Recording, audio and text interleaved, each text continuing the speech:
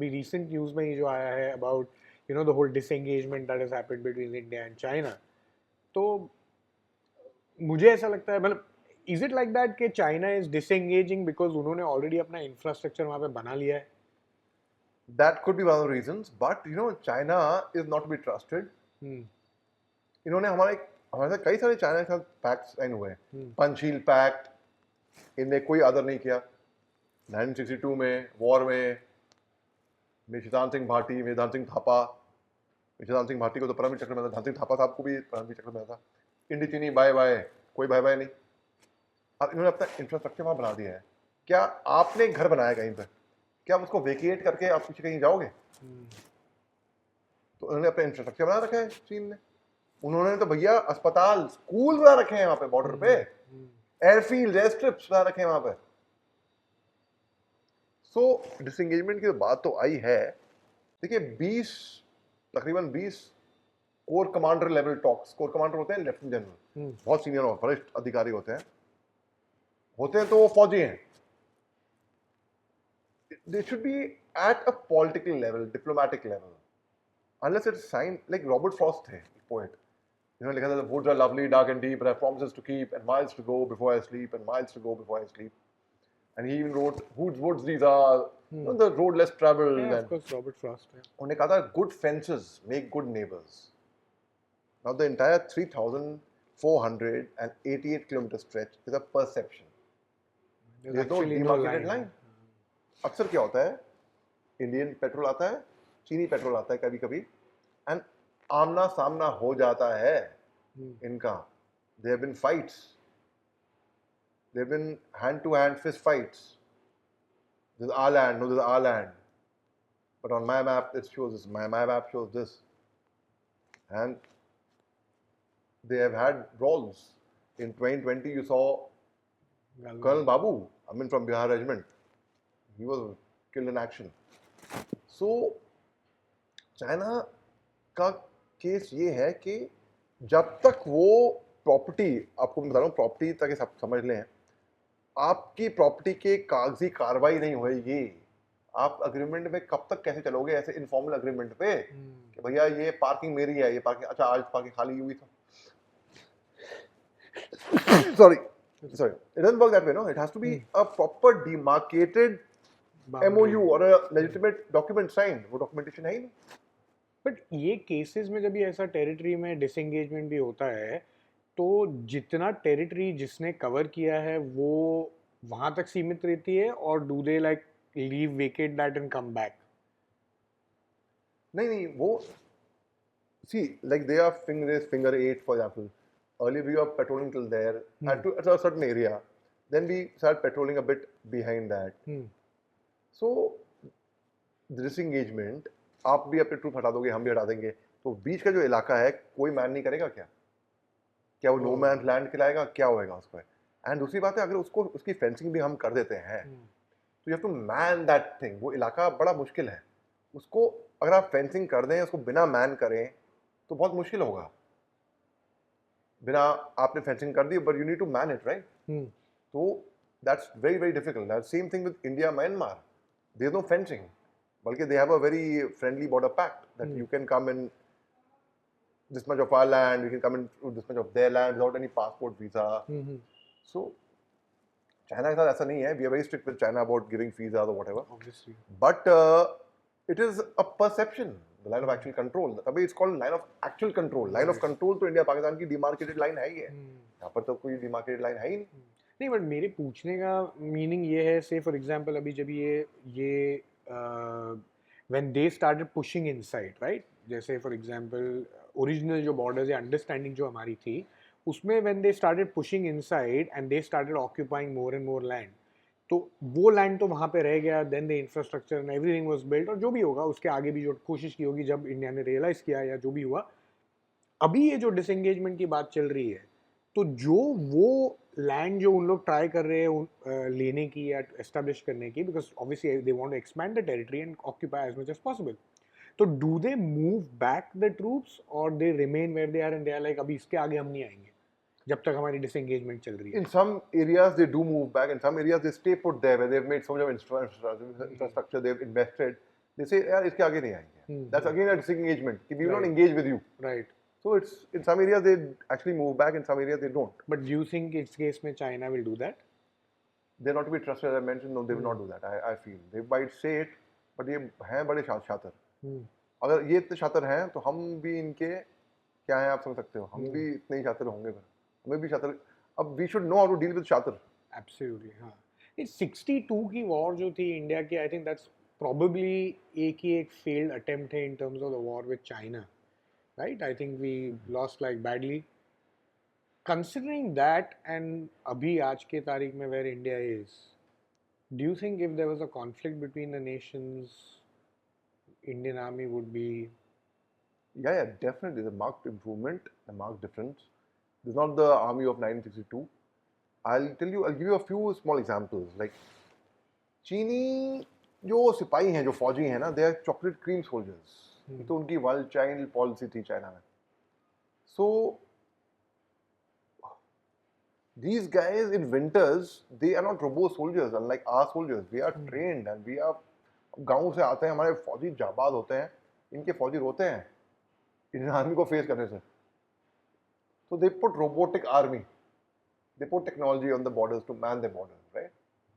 Then एक और चीज है, उनका जो altitude है, they are on a disadvantaged position because when the aircraft take off, they take off with half payload of fuel. तो जाहिर सी बात है, अगर आधा पेलोड उनके फ्यूल टैंक में है, पूरी सॉटी पूरी उड़ान नहीं भरेगा उनका जहाज, आधी ही भर पाएगा. वहीं पे वो डिसएडवांटेज पोजीशन में आ गए. These are things which we take advantage of them. Why not?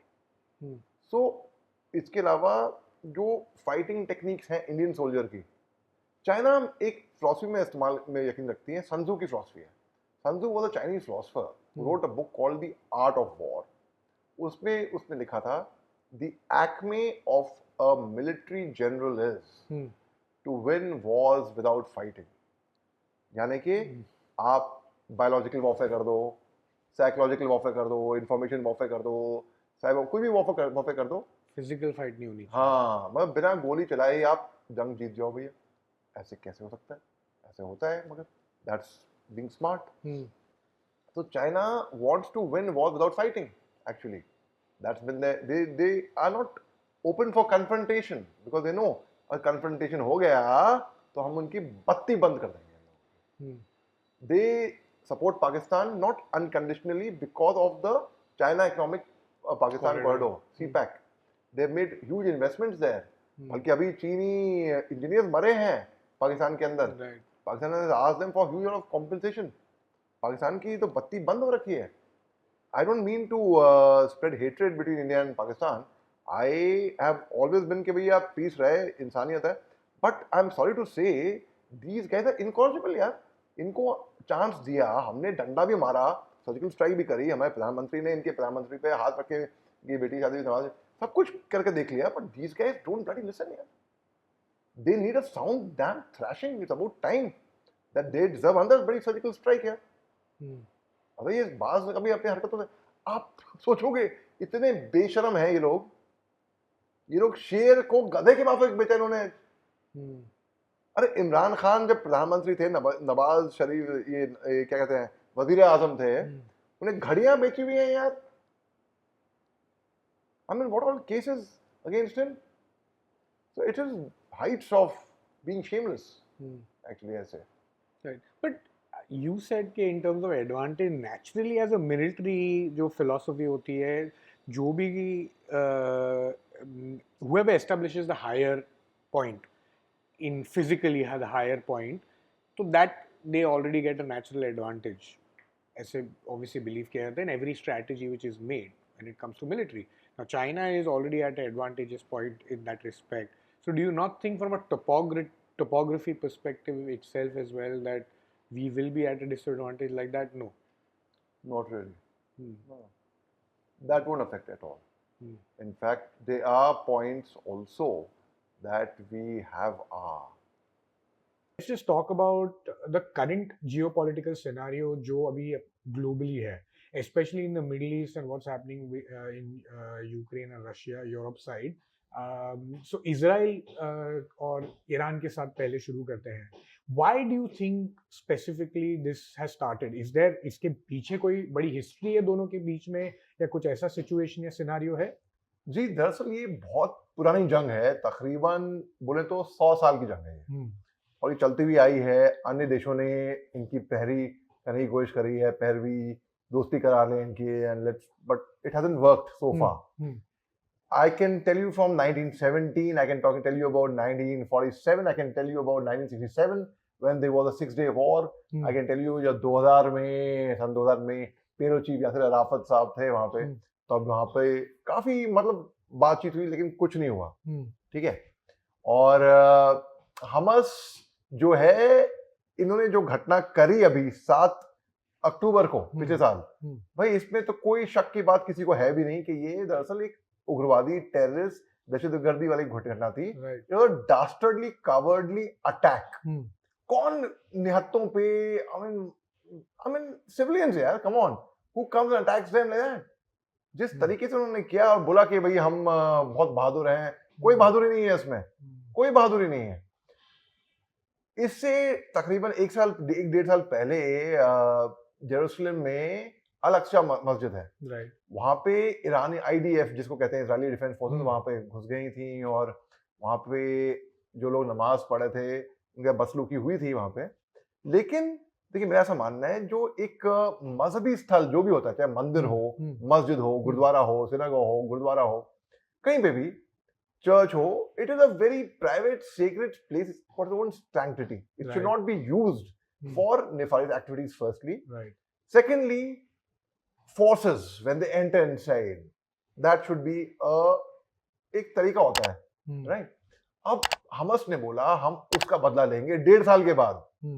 Operation Al Aqsa storm, भाई क्या उन्होंने, फ्लड, भाई क्या नाम दिया। पहली बात तो Al Aqsa is a very very pious a sacred place, उसका नाम इस्तेमाल करके आप एक उग्रवादी दहशतगर्दी हरकत को आप अंजाम दे रहे हो, वही अपने आप में गुनाह है भैया, right. How can you name Al Aqsa mosque for a terrorist activity? अब ये बहुत पुरानी इनकी दुश्मनी चल रही है यहूदियों की और अरब की। अब they don't get along at all. So now I will take you back from something which people can connect with, जहाँ पे लोग, क्योंकि अगर मैं 100 साल की बात करने लगी हूँ इतिहास की, क्योंकि इतनी गंभीर तरीके से मैं इसके बारे में पढ़ चुका हूँ, तो लोग शायद स्विच ऑफ कर जाएंगे। लेकिन मैं आपको बताऊंगा जहां पे लोग रिलेट कर पाए। 2021 के बाद, बल्कि 2020 के बाद मैं बोलूंगा, इजराइल के जो रिश्ते थे अरब कंट्रियों से वो सुधरने लगे थे, नॉर्मलसी की ओर कहीं ना कहीं धीरे धीरे दे वर क्रिपलिंग टुवर्ड्स ओके टाइप। फिर अल-अक्सा में जो हादसा हुआ, फिर 7 अक्टूबर को जो हादसा हुआ, इजराइल के रिश्ते इनसे और बिगड़ गए। अब देखिए, एक चीज गौर करने वाली बात है, सब जानते हैं कि वर्ल्ड वॉर 2 के बाद जर्मनी में, हिटलर की नाजी जर्मनी में यहूदियों के साथ क्या किया हिटलर ने। उनको तड़पा तड़पा के कंसंट्रेशन कैंप्स में, गैस चेंबर में डाला गया। जिस तरीके से उनका खात्मा किया, जेनोसाइड थी वो, it was terrible actually, to say the least. मगर आप सोचिए, कौम, इतनी छोटी सी कौम एक मुल्क पे आ जाती है, और वही छोटी सी कौम इतनी बड़ी ताकत बन जाती है। आज की तारीख में कोई तोड़ ही नहीं है टेक्नोलॉजी का। जो इजरायली प्रोड्यूस करते हैं, किसी के पास तोड़ नहीं है उनकी टेक्नोलॉजी का। अब उनमें ऐसी खास बात क्या है? क्या वो दिमाग ज्यादा इस्तेमाल करते हैं? सब करते हैं। क्या वो मेहनत करते हैं ज्यादा? सब करते हैं मेहनत। ऐसी खास बात क्या है? मैं बताता हूँ खास बात क्या है। यहूदियों में एकता बहुत है। दैट यूनिटी, वो एकता जो है, क्योंकि एकजुट हो गए ना ये लोग। Even today, if a person wants Israeli citizenship, it's not very difficult. आपको अगर US नेशनल बनना है, आपको ग्रीन कार्ड होल्डर बनना है, तो मुश्किल है। Very very. इजराइल में आप जाइए, बहुत हिंदुस्तानी हैं, मणिपुर से, खास तौर से आप मणिपुर की बात की, जो वहां पे बसे हुए हैं, और कुछ चंद एक महीनों में ही उन्होंने वहां का रिलीजन अपनाया, they converted, all right, and they've got Israeli citizenship. So वही छोटी सी कौम इतनी बड़ी ताकत बन गई, they're growing, and the Jews have done exceedingly well where they've gone. मैं लॉरेंस स्कूल लवडेल गया था, ये स्कूल की टाई है मेरी, यहाँ का अलुमनाई भी हूँ, एक प्ले डायरेक्ट करने के लिए, Fiddler on the roof, right, very famous one.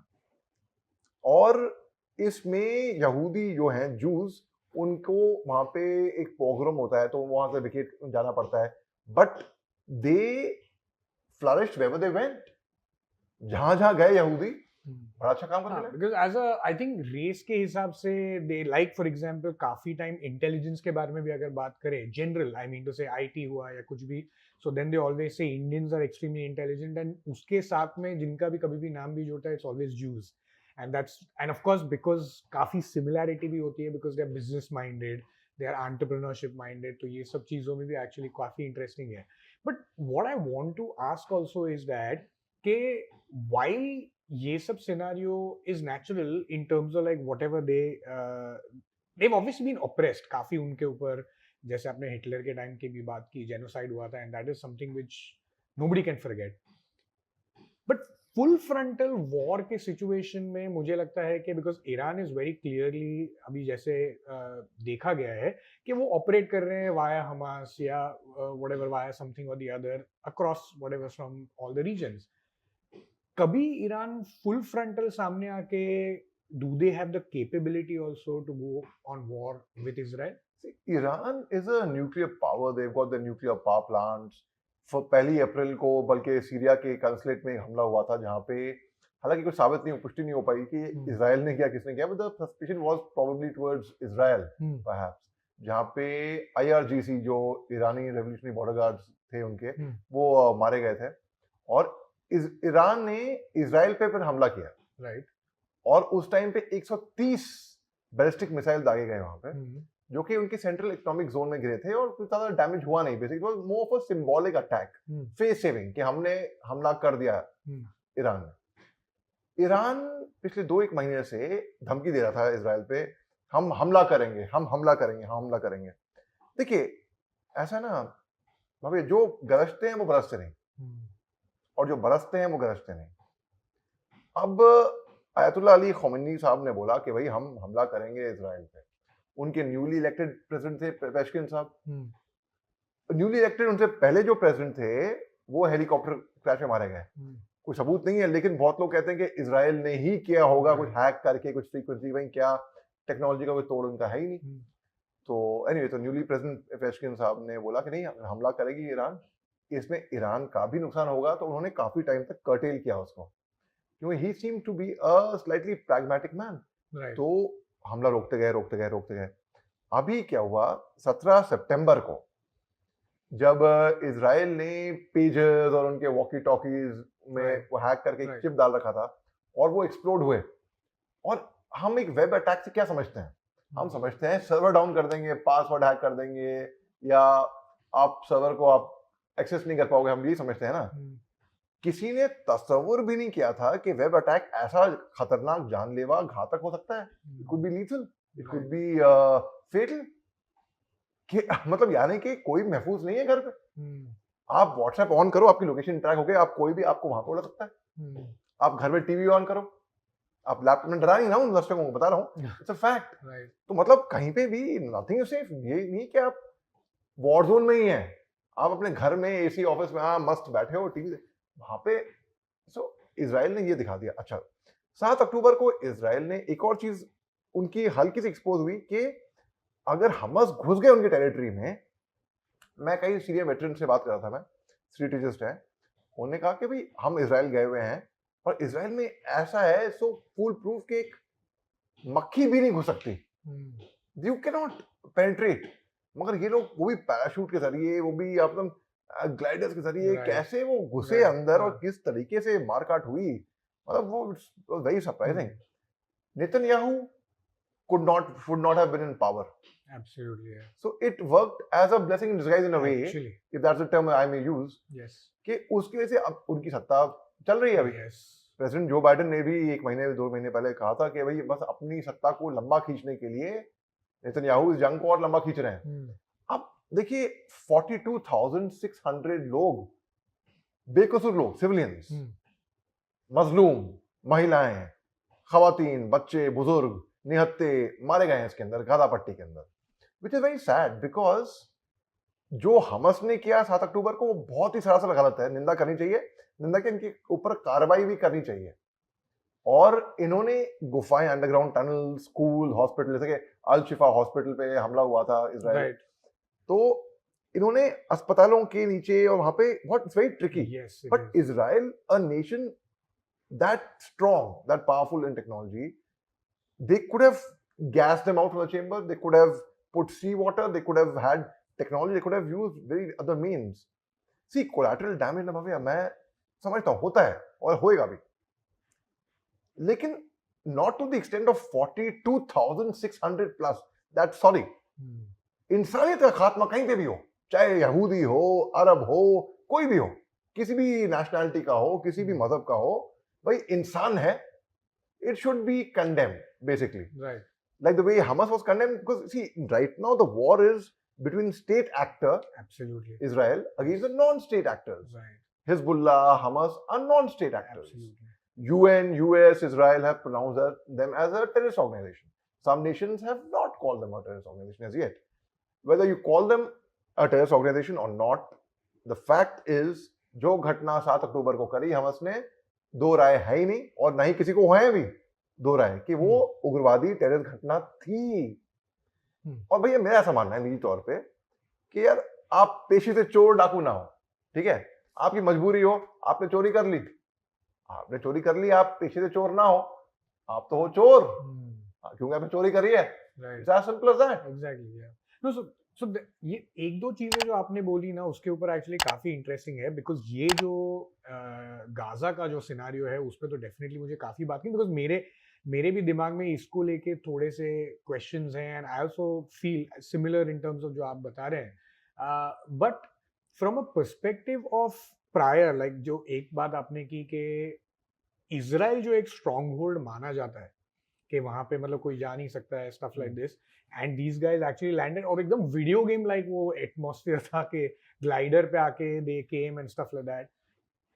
So what my understanding was, and maybe आप करेक्ट कर सकते हैं if I was wrong, is that तभी के टाइम पे most of these posts were abandoned because they were not expecting anything like that, although some intelligence मिली थी उनको कि ऐसा हो सकता है या कुछ पॉसिबल है, so that's why they were able to actually puzzle through like really fast and easily. Is my understanding correct? I somehow feel, see, border सरहद पे चाहे इंटेलिजेंस हो या ना हो, पहली बात तो बहुत बड़ा इंटेलिजेंस फेलियर जरूर था इसमें, Right. मगर चाहे इंटेलिजेंस हो या ना हो, आप बॉर्डर पे सरहद पे अपनी पोस्ट मैन करते ही हो, चाहे इन्फिल्ट्रेशन हो रहा। मैं आपको एग्जांपल देता हूँ, इंडिया पाकिस्तानी बॉर्डर पे मैं सरहद पे रहा था सन 2003 से 2005, 2 साल जम्मू कश्मीर के सरहद के बॉर्डर इलाके में, जहाँ पे I was Manning the last post of the country. हमारी पोस्ट जो थी वो पाकिस्तान की पोस्ट से केवल 30 मीटर के फासले पे थी, मतलब यानी कि एक पत्थर भी आप मारो ये रहा, ये पाकिस्तान की पोस्ट, बीच में बस फेंसिंग थी। और वहां पे असल खतरा, तब सीज फायर नहीं हुआ था, सीज फायर हुआ था 2003 एंड में, ये सीज फायर से पहले की बात है। और रोज आए दिन वहां पे अंधाधुंध फायरिंग, ये वो तो गोलीबारी, आर्टिलरी शेलिंग बंकर के ऊपर। हम लगा रहे थे मच्छरदानी, मच्छर से बचने के लिए नहीं, गोली से तो नहीं बच पाएंगे, मगर सांप, बिच्छू, गिरगिट वहां बहुत थे वहां बंकर के अंदर।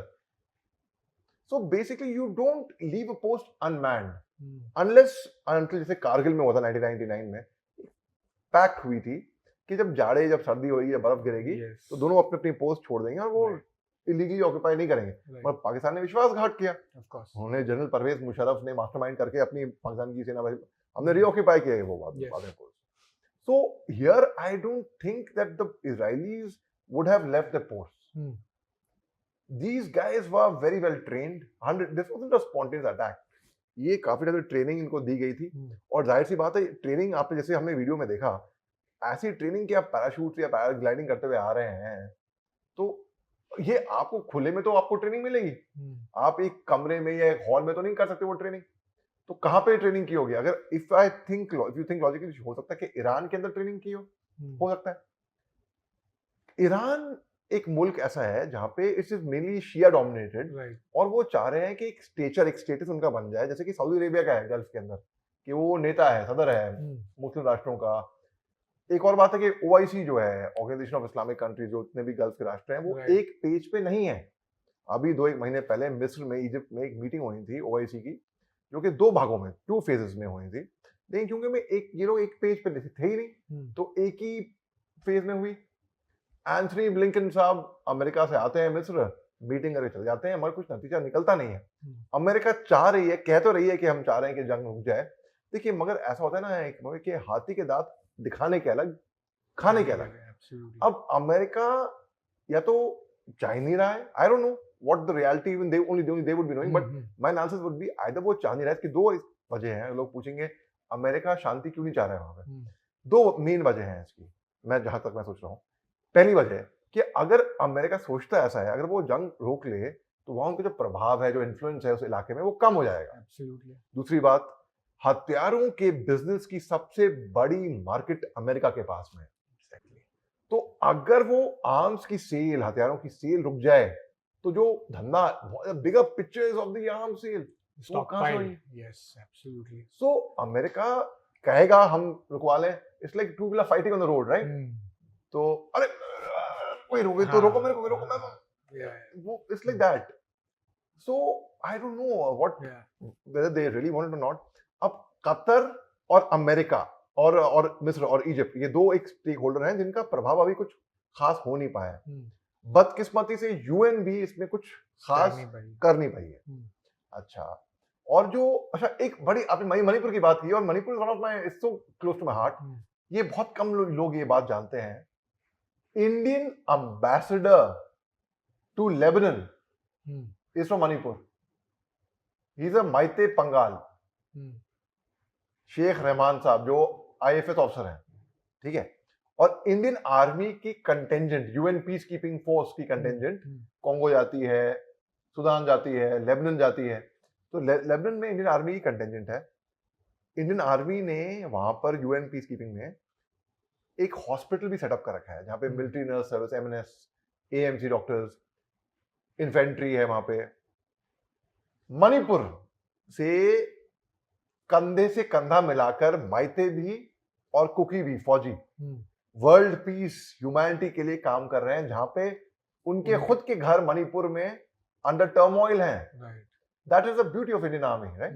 सो अब आप देखिए, ये इतना पेचीदा मामला होता जा रहा है, क्योंकि अगर ईरान ने बोला कि भाई वो हमला करेंगे, चलो उन्होंने कर दिया, फिर इजराइल ने बोला हम अपने तरीके से, अपनी जगह पे, अपने वक्त पे, अपने टैक्टिक्स निकालकर हम हमला करेंगे। बहुत से स्ट्रेटेजिस्ट ने एक, जैसे कि एक इंफॉर्मेशन वॉरफेयर निकला है नया, वैसा ही एक नया व्हाट्सएप वॉरफेयर भी निकला है। ओके, वहां पे लोग वीडियो वायरल कर देंगे, झूठ, मतलब अपनी फेक न्यूज राइट, प्रोपेगेंडा चलाएंगे, तो आपको लगेगा कि ये ऐसा हुआ है, मगर ऐसा कुछ नहीं हुआ होगा। स्कूल ऑफ व्हाट्सएप, हाँ, स्कूल ऑफ व्हाट्सएप यूनिवर्सिटी। तो मेरी स्ट्रेटेजी से बात हुई कि इजराइल हो सकता है टेक्नोलॉजी के जरिए हमला करे, यानी कि Israel could have the capability of hacking their servers, not just computer servers, कि अगर उनके जो ATC है वो हैक हो जाए, और अगर इजरायली जहाज भी अगर ईरान के ऊपर से उड़े, ईरान को खबर ही ना हो। Absolutely right, they are quite capable of that. या जरूरी नहीं कि वो अपना तोप खाने या मिसाइल से ही फायर करेंगे, वो अपने तरीके से करेंगे, राइट, और वो चुप तो नहीं बैठने वाले। और ये बात ईरान को भी मालूम है, ईरान ने भी अपना तैयारी कर रखी है उसमें। अब ईरान के पास जो न्यूक्लियर पावर प्लांट्स हैं, एक और सवाल ये उठता है कि क्या इजराइल उन पे हमला करेगा? अगर इजराइल उन पे हमला करता है तो उनकी रेडिएशन, जाहिर सी बात है, अन्य मुल्क आसपास फैलेंगी, नुकसान बहुतों को होगा। तो अगर इजराइल करता है, नुकसान इजराइल को भी होगा इसके अंदर। उसके डराएगा, they will keep them ransom, हाथ मुड़ाएगा, they will twist their arms, मगर शायद ना करें। उसके आसपास के इलाकों में इजराइल कर सकता है हमला। ओके, एंड एक और बात, रूस जो है अभी is at war with Ukraine, और रूस at the same time is supplying to Hezbollah, जहां पे देखिए, जाहिर सी बात है, जो भी वॉर में होता है, वॉर सिनेरियो में होता है मुल्क, उसकी इकोनॉमी डाउन होती है, दोनों की होती है। हमारे प्रधानमंत्री साहब नरेंद्र मोदी साहब ने भी बोला है कि भाई जंग में किसी का फायदा होता नहीं है, सबका नुकसान ही होता है। जब रूस और यूक्रेन की जंग शुरू हुई थी, उन्होंने कहा, अपील की थी कि ये जंग रोक दो, और मगर एक ऑपरेशन गंगा चलाया था हमने बड़े सक्सेसफुली, yes जहाँ पे कई सारे हजारों की तादाद में बच्चे हमारे वहां से महफूज तरीके से आए थे कि not only rescued Indians but from other nationalities as well, and we have done that in Afghanistan जब तालिबान सत्ता में आ गई थी, we have done that in the gulf war, we have India जब तुर्की में अर्थक्वेक आ गया था, India was the first to react to send the aid. So Hindustan हमेशा खड़ी है शांति के साथ और अपने लोगों फॉर ह्यूमैनिटी से, राइट। अब बात ये आती है कि क्या ये जंग वर्ल्ड वॉर में तब्दील होगी? बहुत लोग ये बात भी पूछते हैं, मैं शायद आपकी मन की बातें ही पूछ रहा हूँ। नहीं मतलब एक्चुअली इतने सारे सवाल मेरे दिमाग में आ रहे हैं, सो आई एक्चुअली नहीं ऐसा कुछ नहीं है, it's great, I mean please do, but I am reading your mind that I believe these are things which you want to ask. Definitely ये भी है दिमाग में और भी एक्चुअली है, बट मैं एक एक करके वो लेयर को थोड़ा पील करना चाहता हूँ so that we are able to you know like really uncover वो एक specific topic and then but please yeah I mean if I may just come in from a perspective of like जैसे आपने बोला because US का जो आपने ये stock pile की जो बात की वो एक बहुत ही इंटरेस्टिंग टॉपिक है और मुझे डेफिनेटली उस पर बात करनी है, एंड ऑल्सो कारगिल के बारे में I actually want some practical scenarios जब भी आप वहाँ पे तैनात थे, जैसे आपने बोला कि just 30 meters away from the outpost, that's I think that's a spine-chilling experience, you know, which I would love to hear about as well. But in this war-related bit, you know, is like जैसे मैंने बोला कि full frontal war की तो I think Iran के पास capability ही नहीं है to even like get close, because like for example Israel is operating F-35s whereas ये तो F-15 पे है and stuff like that, and you know how 5th generation fighter है. Also in terms of technology as well, do they even, I think अगर ये war कभी हुई भी in a scenario like this, do you think it will even last or they will even be able to hold something? See, Iran has been trying its best to get support of the Muslim nations. Right. और जैसे कि Syria ने और Saudi Arabia ने बहुत स्पष्ट clear कर दिया था कि अगर 2-1 महीने पहले ही अगर ईरान हमला करती है इजराइल के ऊपर तो उनकी एयर स्पेस इस्तेमाल नहीं होगी इजराइल पे हमला करने के लिए through Iran, and Iran Ayatollah Khamenei ने भी एक कॉल आउट लगाया, एक शाउट आउट लगाया to all the Muslim nations to come and support him. अगर वो कहते कि भाई मुस्लिम राष्ट्र सब एक साथ हो जाओ, अगर ये कहते कि इंसानियत के लिए पूरी दुनिया साथ में हो जाए, I would have rather appreciated that more perhaps, you know, not कि भाई सारे मुस्लिम राष्ट्र एक साथ हो जाओ, nothing to do with that. You see, it's not about my name is Mohammad Ali Shah. I'm a Muslim and I'm very proud to be a Muslim, but I'm an Indian before I'm a Muslim, right? So अगर आप सोचें कि आप इंसान पहले हैं, आपको इंसानियत का पक्ष रखना है, so I think that call was, I mean, I think you're trying to show that this community is under threat. आप ऐसे perceive कर रहे हो, right? Yeah, we are a reflection of our thoughts. जो हम अपने बारे में सोचते हैं, दुनिया हमारे बारे में वो सोचेगी, ठीक है? So I don't know what that call was about. rather अगर वो बोलते कि भाई इंसानियत के लोग के लिए भाई 42,600 लोग ही बहुत बड़ी बात है. They were a lot of supporters of Israel, I know. Today they are not rooting for them because they are saying that नहीं, इंसानियत खत्म हो रहा है. एक अमेरिकन एयरमैन है 20 साल का था, उसने अपने आप को इजरायली एम्बेसी के बाहर अपने आप को, तरीका गलत था बहुत प्रोटेस्ट करने का, अपने आप को आग लगा दी, नहीं video shot that and he said अभी जो मैं मरने वाला हूँ, मेरे को बहुत दर्द होने वाला है, आप वीडियो पे देखने वाले हैं, मगर ये दर्द उस दर्द के आगे कुछ नहीं है जो फिलिस्तीन में हो रहा है. So I can not be complacent to what's happening over there and he burned himself, he killed himself. But why is it that अभी ये कोई भी और ये नेशन करता, फॉर एग्जांपल ओके इंडिया पर से फॉर दैट मैटर, व्हेन हमने जब भी अपना न्यूक्लियर पोखरान में जो टेस्ट किया, we got sanctions. Why is it that Israel is not getting sanction? Very good answer, very good question. See I will tell you what, Iran के ऊपर sanctions already हैं, बहुत सारे हैं. रूस के ऊपर सैंक्शन लगा दिए गए थे. देखिए बात ऐसी है, रूस की बात करें, प्रेसिडेंट व्लादिमीर पुतिन ने जब यूक्रेन पे हमला करा और mass graves were found and there were civilian casualties, तो the international court of justice, which is a UN body also, was very quick in pronouncing him as an international war criminal. यहां तक कि उनके खिलाफ एक arrest warrant भी जारी कर दिया गया था, right? US is the ICJ and the UN is influenced by the US to a large extent. Absolutely. Netanyahu ने 42,600 प्लस लोगों का खात्मा किया है। 17,000 छोटे छोटे बिल बिलाते हुए बच्चे का खात्मा हुआ है। उनको तो आईसीजे या यूएन बॉडी ने वॉर क्रिमिनल का करार दिया नहीं अब तक। अरेस्ट वारंट तो बहुत दूर की बात है, right?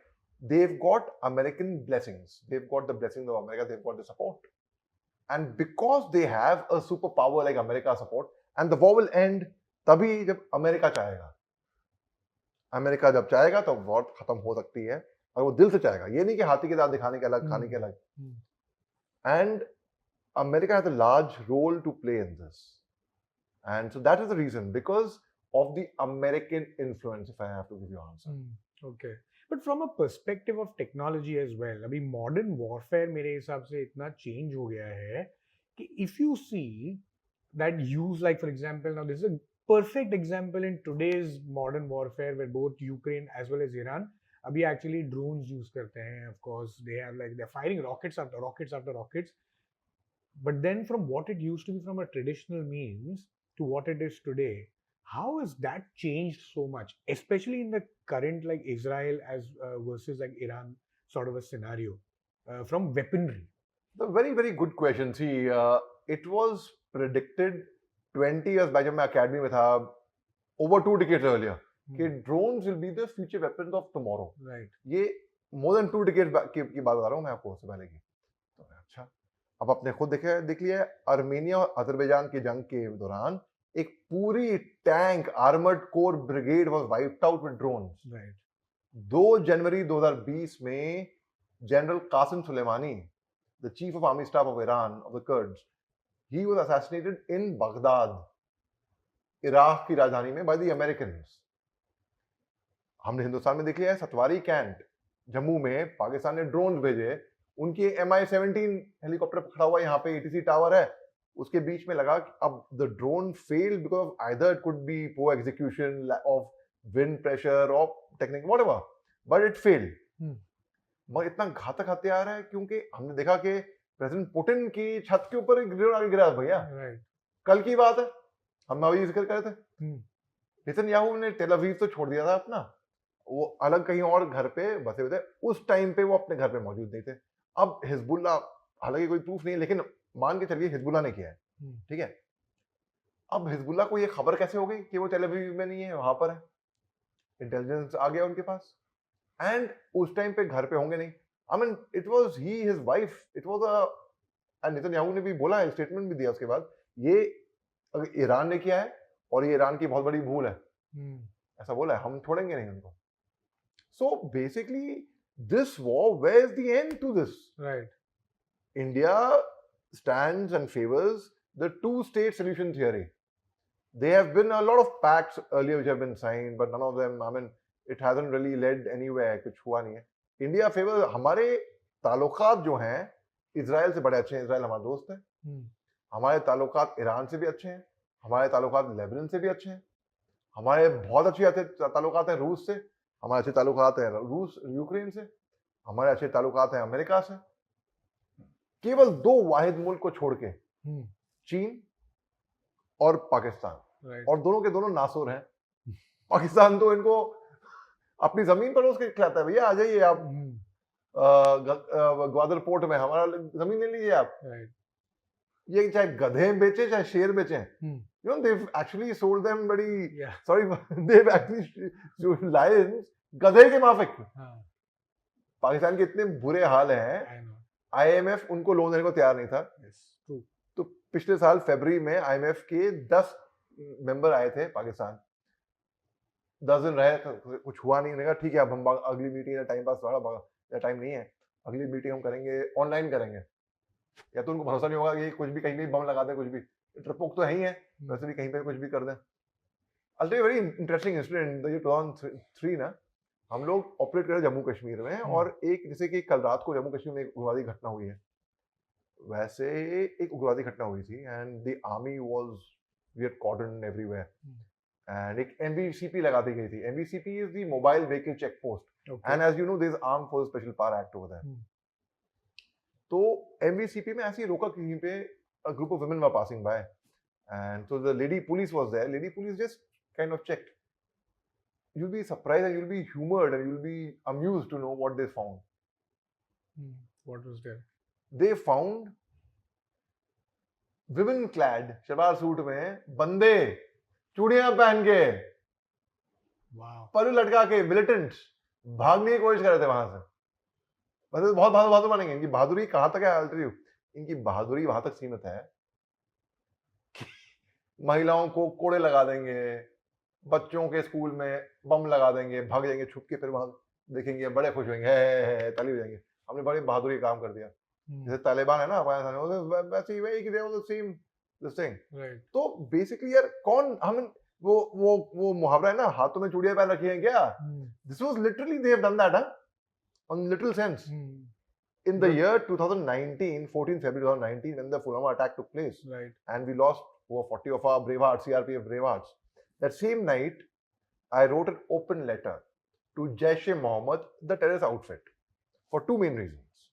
I was very perturbed कि हुआ क्या है भाई।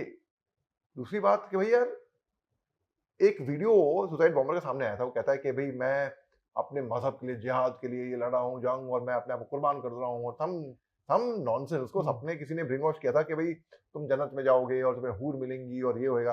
अब बकवास, सीधा जन्नत में जाएगा और कहीं नहीं जाएगा वो। अच्छा, उस दिन I was very perturbed. I said यार ये क्या बकवास कर रहा है यार, हैं? और दुनिया सोचेगी कि भाई ये इस्लाम है, ये मजहब है, दुनिया तो ये सोचेगी उसका वीडियो सुनेगी। मेरे को मत बनाओ, मैं जानता हूँ कि भाई what I mean. So I wrote an open letter, वो बड़ा वायरल हुआ था वो, एंड वो गूगल पे है, जितने भी लीडिंग मीडिया हाउस है सबने छापाया और बहुत वायरल हुआ। उसके बाद ही मैं टीवी पे आने लग गया as a panelist, because it became so viral and I got known by some people and I would speak. उसके बाद से हाँ, it is interesting since you mentioned that this year I got the best defence analyst award. I was introduced as an army veteran, I graduated from there to a defense analyst, from there to defense and strategic analyst. From there, later on, I got an honorary doctorate from a university, and I became Major Doctor Mohammed Ali Shah, defense and strategic expert. जो कि मैं बिल्कुल भी नहीं हूँ भैया, frankly बताऊँगा भैया। मैं जब फौज में था, मैं केवल 5 साल की सर्विस करी है फौज में, और मैंने किसी भी तरह का कोई भी दूर दूर तक डिफेंस एनालिसिस नहीं किया था। कैसे किया जाता है मुझे मालूम नहीं था, I only heard, I did not know the ABCD of it। ठीक है, जब मैंने वो ओपन लेटर लिखा टू जैश-ए-मोहम्मद और डंडा मारा उनको अपने अल्फाज के थ्रू, इतनी कॉल्स आई मेरे को टीवी चैनल से, and that's how overnight in India a new defence analyst was born. तो वो हुआ, और वहां से फिर इस साल मुझे अवार्ड भी मिला, and as this rest is history. तो बेसिकली तरीका ये that was one journey that worked for me. I mean I didn't intend being a defence analyst. मैं तो भैया एक्टिंग कर रहा था, मैं तो फिल्मों में एक्टिंग करी है। मैं आई वाज इनटू TEDx, मैं TEDx पे बोला था, मैं विदेश भी गया हूँ TEDx टॉक्स देने के लिए। सो बिकॉज भैया मैं डिलीवरी ठीक ठाक, I was a trained actor, I have taught in Whistling Woods International, Subhash Ghai का फिल्म स्कूल है, और the faculty there for a few years. So I rather being a faculty, I learned more than teaching my students यार। I learn more from them rather, and because मैं वो deliver कर पा रहा था, इसके लिए मैं डिफेंस एनालिस्ट सो टू से और स्ट्रेटेजिस्ट सो टू से बन गया। So to the extent that suddenly now senior generals were out of love and affection. They would say, Captain Little Hard. Captain Little Hard was in the West, in the army, was a youngster, the captain he left. Later on, he would teach generals about strategy, about warfare, about right. So I was like, sir, please, don't embarrass me. And I'm still learning. I learn. Even now, you were there for my last abhi live jo maine kiya tha abhi on my national television channel. You were sitting there only, and I opened my talk by saying thank you very much for giving me this opportunity to learn from the senior veterans who are here. So that is the story of my defense analysis now. But sorry, I deviated from the topic a bit. Coming back to Russia supplies arms ammunition to Hezbollah. एक चीज आपने गौर करिए, China also is a defense manufacturer, right? But China has not supplied to any of these terrorist organizations. I'm giving the devil its due. China is a nation which we should not trust. ये बहुत बेवकूफ बनाते हैं, इन्हीं चीनी bye bye करके आते हैं, ये पीठ पे खंजर फोक देंगे आपके। हमने 2020 में देख लिया गलवान वैली में हमारे बहादुर कर्नल बाबू साहब, महावीर चक्र, हमने देखा हुआ है चीन की हरकतें, हमने देखी, चालबाज चीन। मगर इन्होंने एक बात गौर करने वाली बात है, उन्होंने उग्रवादियों को कभी सप्लाई नहीं किया, जो बैंड टेररिस्ट, इतना तो I give it to them. But lot of them काफी सारे जो सप्लाई जैसे पाकिस्तान के थ्रू भी जो टेररिस्ट आते हैं and all of that they also still use a lot of equipment जो चाइनीज मैन्युफैक्चर्ड ही होता है right even drones and stuff like that as well which are being used from there I am assuming that No, they you're are right. You're right. Chinese Yeah, that of course. I mean, in fact, yeah, that you have a point there. Up tak I was thinking, yeah, good, yeah, they haven't given, but yeah, you are right. जो पाकिस्तान के जो आते हैं, many of them are Chinese-made weapons. In fact, Northeast insurgency, a lot of people say 100% China. Right. Chinese have an influence. I will not deny it. The weapons are Chinese-made, some of them, which we have caught also.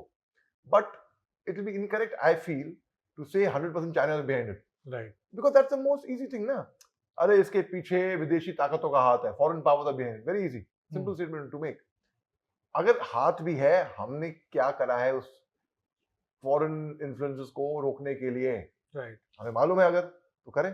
So yes, it will not be incorrect to say that. That angle cannot be ruled out. Chinese definitely have a hand. And you're right, they have supplied to many of the Pakistani terrorists. They have, yeah. Right. The current attacks which actually have been happening via drones and all of these things into Israel, ये काफी discuss हुआ ये topic and I actually want you to break it down for the viewers कि is this like a failure of Iron Dome like Iron Dome जैसे कहा जाता है जैसे ऑफ कोर्स इंडिया के पास उसका equivalent is S-400 which has never been in action and let's hope that it never comes into action as well for stuff like this but iron dome पूरी दुनिया में इसके पहले तो लोगों को पता नहीं था but of course military circle में defense के circle में people who are like me who are in this industry and also passionate about stuff like this उनको iron dome के बारे में बहुत पहले से पता है but certain loopholes have been have come out. Would you say that? Would you agree? Or is मतलब कि ये Iron Dome has been a failure in this operation? It has, yeah. I would say that. And see, you mentioned about S-400. वो बहुत ही कारगर हथियार है जो रूस ने हमको दिया है. Right. और बहुत ही अव्वल दर्जे का है. That's our, you could say, answer to it or whatever, you know. Now, Iron Dome की जब बात करते हैं, तो एक भ्रम बहुत था कि अरे इजराइल के पास आयरन डोम है, नामुमकिन है, आप उसको पेनिट्रेट कर ही नहीं पाओगे. मगर हुआ 7 अक्टूबर को आयरन डोम वाज देयर. अब मेरी एक स्टूडियो से और बात हो रही थी. उन्होंने मेरे को बताया, अली तुम्हें पता है कि क्यों पेनिट्रेट हुआ था? क्यों सर? वजह उन्हें बताई. तो I that was a food for thought. I was pondering में, हाँ ऐसा भी हो सकता है शायद. ही सेड कि जो मिसाइल जो रॉकेट्स दागे गए थे इजराइल के अंदर इतनी तेजी से इतनी फ्रीक्वेंसी पे गए थे that Iron Dome did manage to intercept a large number, but even though they intercepted, the rocket frequency was so much that the few percentage of it did go through. So वजह ये थी, that's the logic he gave me. अब if that's to be believed, then nothing is foolproof, which means. Got it. Now, और मगर एक भ्रम जरूर टूट गया कि आयरन डोम चाहे ये वजह थी या ये वजह नहीं होगी, वो अलग बात है, कि Iron Dome is fool proof इतना बड़ा हथियार है कि कोई तोड़ ही नहीं है. तोड़ है, हर चीज का मतलब तोड़ 100% है, हर चीज का तोड़ है. सो या but here I would say Iron Dome also अभी बल्कि जो 180 बैलिस्टिक मिसाइल ईरान ने दागे हैं अभी 10 दिन पहले, तकरीबन 2 हफ्ते पहले, it was intercepted by the Americans, they help and with Iron Dome. Right. So Iron Dome काफी हद तक सफल भी हुआ, काफी हद तक फेल भी रहा है. Right. तो मैं इसको बोलूंगा it's in a gray area right now. It's not, I cannot close my eyes and swear by Iron Dome anymore. Right. But success rate मेरे हिसाब से भी I think Iron Dome should ideally be good because 200 rockets में से if like 5 come through, of course जैसे बोलते हैं हम अपने आर्मी में और मिलिट्री में यार in your service के एक भी आ गया तो it's a failure because there is no room for failure, let's be honest, in the armed forces. तो but still mitigating like 95% मेरे हिसाब से वो भी एक बहुत बड़ा नंबर है.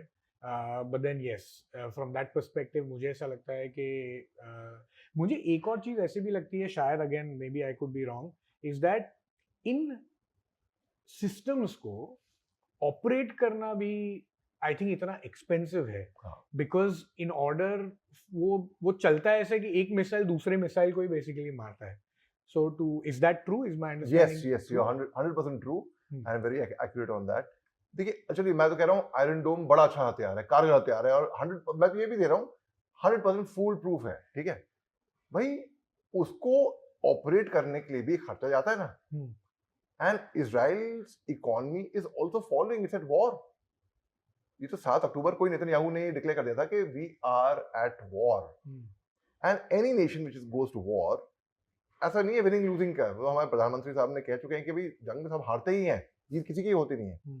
तो जहाँ पे रूस और यूक्रेन में तो खैर बचा ही नहीं है कुछ, ऑलमोस्ट बिखर गया है। वैसे गाजा पट्टी में भी प्रेसिडेंट अब्बास साहब ने भी कहा था गाजा पट्टी में भी कुछ नहीं बचा है। तो वैसे ही whichever nations are at war, economy तो डाउन होती ही होती है। अब मैं कह रहा हूँ चलिए इसराइल का आयरन डोम सिस्टम बहुत कारगर है भाई, it's expensive at the end of the day. जैसे आपने बताया मिसाइल ही मिसाइल को इंटरसेप्ट करेगा, जैसे कहते हैं लोहे को लोहा काटता है या दैट काइंड ऑफ स्टफ। तो मिसाइल को यही इंटरसेप्ट करने वाले जो it's also very expensive at the same time.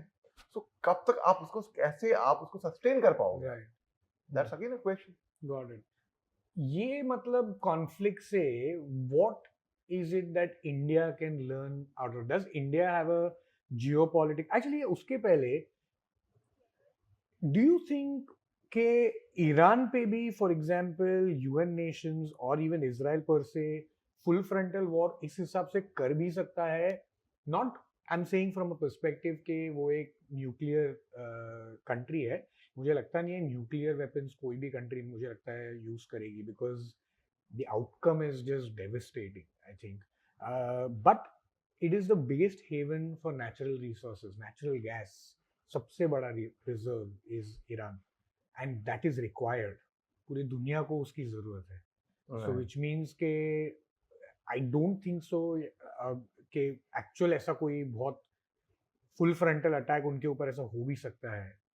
C Iran के जो ऑयल रिजर्व्स हैं और जो न्यूक्लियर पावर प्लांट्स हैं, इजराइल ने बोला है कि उनके ऊपर डायरेक्ट हमला नहीं करेंगे। इजराइल ने ऐसा बोला है, and because that could have devastating effects on on various other nations as well. और बहुत से अन्य नेशंस ने ईरान के साथ भी बना के रखी हुई है for this reason mainly because they have the oil reserves.